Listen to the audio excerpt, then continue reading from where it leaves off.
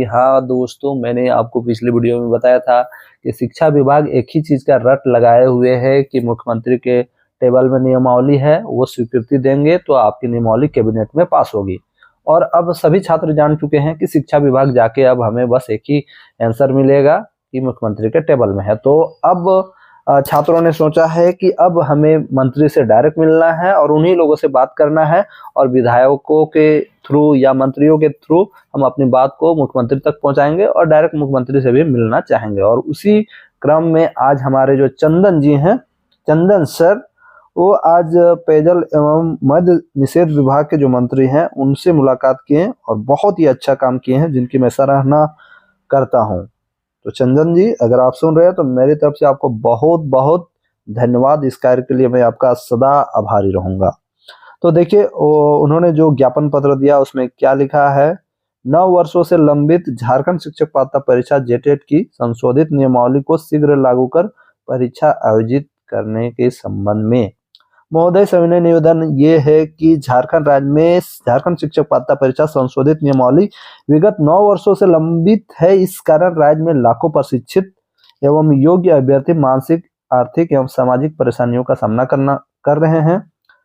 जेटेट परीक्षा शिक्षक नियुक्ति की एक अनिवार्य प्रक्रिया है। नियमावली के लंबित रहने से न केवल अभ्यर्थियों का भविष्य अंधकारमय हो रहा है, बल्कि राज्य में शिक्षा व्यवस्था भी प्रभावित हो रही है। कई अभ्यर्थी आयु की सीमा को पार कर चुके हैं और अनेक अभ्यर्थी वर्षों से परीक्षा की प्रतीक्षा में है। अतः आपसे अनुरोध है कि इस गंभीर विषय को संज्ञान में लेते हुए जेटेट की संशोधित नियमावली को शीघ्र स्वीकृति दिलाने हेतु संबंधित विभाग से समन्वय स्थापित कर आवश्यक पहल करें, ताकि जेटेट परीक्षा का आयोजन जल्द से जल्द हो सके और अभ्यर्थियों को न्याय मिल सके। क्योंकि आपकी इस पहल से राज्य के लाखों युवाओं को राहत मिलेगी। इसके लिए हम आपका सदैव आभारी रहेंगे। ठीक है, तो इसमें अच्छा हुआ कि आज हमारे जो चंदन जी जो हैं, चंदन सर, आज गए थे और देखिए मंत्री साहब से मिले और मिल के उन्होंने ज्ञापन दिया है। अब ये बहुत ही पॉजिटिव बात हो गई है। अब देखिए क्या होता है आगे। लेकिन मैं आप लोगों को यही कहना चाहूंगा कि देखिए, आप लोग भी अपने तरफ से जितना हो सके एफर्ट लगाइए और अपने मंत्री और विधायकों से ये बात कहें कि हम लोगों का जो जेटेट नियमावली है उसको जल्द से जल्द पास कराए। आप मुख्यमंत्री से मिल के ये कहो कि जल्दी से जल्द हमारे नियमावली को पास कर दिया जाए। ये आप लोग कर सकते हो। हालांकि विधायकों से तो उतना कुछ फर्क नहीं पड़ने वाला है, लेकिन फिर भी आप लोग कोशिश कीजिए अपने तरफ से। ठीक है, अंत में मैं यही कहूंगा कि जो भी छात्र हैं जो तैयारी कर रहे हैं, मैं उनसे रिक्वेस्ट करता हूं कि आप लोग मार्च तक पूरा पढ़ के तैयार रहें। मैं आप लोगों को बार बार कहना चाहता हूं, क्योंकि ऐसा नहीं कि यहाँ पर सिर्फ मंत्री के कारण ही जेटेट होने वाला है। हाईकोर्ट का भी दबाव है, इस बात को आप लोगों को समझना होगा। और कभी भी आपका कैबिनेट से ये नियमावली पास हो जाएगी। तो आप लोगों को पढ़ते रहना है और जितने भी लोग हैं जो अपनी तरफ से काम कर रहे हैं जेटेट को लेकर, उनको मेरी तरफ से बहुत बहुत धन्यवाद रहेगा। आप लोग भी अपने अपने हिसाब से जो काम कर रहे हैं, जिनको जो लगता है कीजिए। मुझे किसी से कोई ईर्ष्या नहीं है, कोई एलर्जी नहीं है, कोई भी टेंशन नहीं है। जो भी आगे बढ़ना चाहता है, आगे आके काम करना चाहता है, करे भाई, मुझे कोई आपत्ति नहीं है। लेकिन मैं एक ही चीज कहना चाहता हूं कि हाईकोर्ट का दबाव तो झारखंड सरकार के ऊपर है और झारखंड सरकार को मार्च में ये एग्जाम लेना ही पड़ेगा। ठीक है, एनी हाउ मार्च में एग्जाम लेना पड़ेगा। और बहुत सारे छात्रों का ये भी कमेंट है कि मार्च में नहीं होगा। कुछ लोग तो ये कहते हैं तुमको पता ही नहीं है।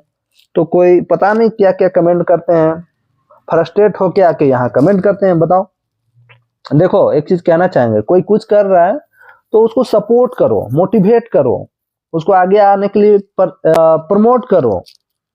ठीक है, ऐसा नहीं कि उसको आके आप डिमोटिवेट करते हो कि तुम खुद ही नहीं जानते हो। अरे भाई, मैं शिक्षा विभाग गया ना, शिक्षा विभाग में बात किया ना। अगर तुम लोगों को लगता है कि मैं ठीक से नहीं काम कर पा रहा हूं तो खुद से आओ शिक्षा विभाग और काम करो। लेकिन सिर्फ कमेंट कर देने या आके यूट्यूब पे बग देने से नहीं होता है। आप लोगों को कुछ करना पड़ता है। जब कुछ नहीं करोगे तो फिर बोलने का भी आपको अधिकार नहीं है।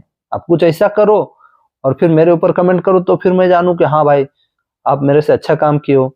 अभी जेटेट का जो एग्जाम होने वाला है, तुम लोगों को पता है ये केस मेरे ही नाम से है, ठीक है, हरिकेश माथुर मेरा ही नाम है, और मेरे ही केस के कारण आज आपका मार्च में जेटेट होने वाला है। लेकिन कुछ लड़के लड़कियों को समझ में आता नहीं है, अभी अभी अंडा से निकले हैं और इधर उधर भटक रहे हैं।